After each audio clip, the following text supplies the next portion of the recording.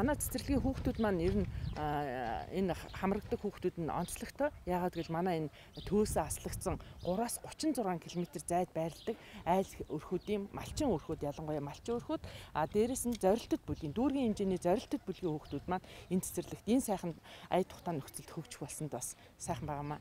Жишээ нь агаалж болтны системийг бич бүрэн төлөвлөсөн дижитал лог систем ингээ ажиллаж байна. Тэгэхээр ингээд олон цогцсон үед бол энэ агаар сүлжийг маш сайн Японы эрүүл мэндэд тусдаа дээрээс нь халдвар хүчний үед бол бас эрүүл мэндэд төлөвлөлтөө гэж бид бас харж байгаа.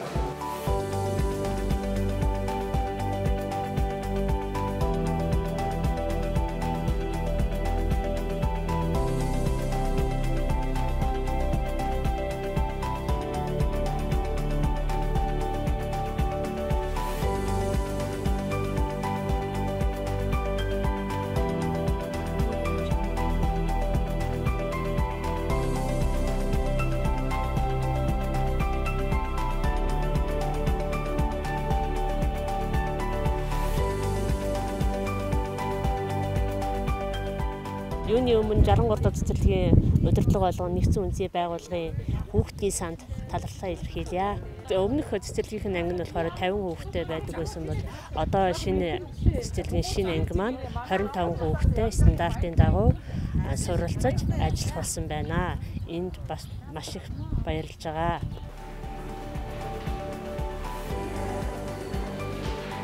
Энэ төслийг одоо санаачилж ирсэн одоо нүүбийн хүн амын нүүбийн одоо хүүхдийн сан, за мөн Солонгосын хүүхдийн сан, за Швейцарын олон улсын одоо агентлагийнхан Монгол Улсын засгийн газрын нэрийн өмнөөс одоо хүн талархал бас илэрхийлье. Тэгээд бас энэ төслийг амжилттай гүйцэтгэсэн энэ компани хамт олонд бас талархал илэрхийлэхийг хүсэж байна.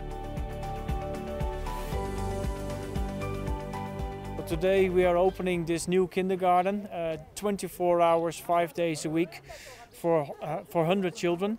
We're very grateful to Child Funds Korea to make this happen because, for children it is so important, especially at that young age, to go to kindergarten and to get really good quality of learning in a safe environment, not only during the day but also during the night, and get good nutrition, to be fed well so their bodies and their brains can develop well, to have clean water, and to be well protected, and to have also a nice place where they can kind of hang out with each other, play with each other, and be comfortable. So we're really grateful to Child Funds Korea, and I'm very grateful to the collaboration with the Ministry of Education, the local authorities, the staff from the school and the parents to make this beautiful facility happening. Thank you so much.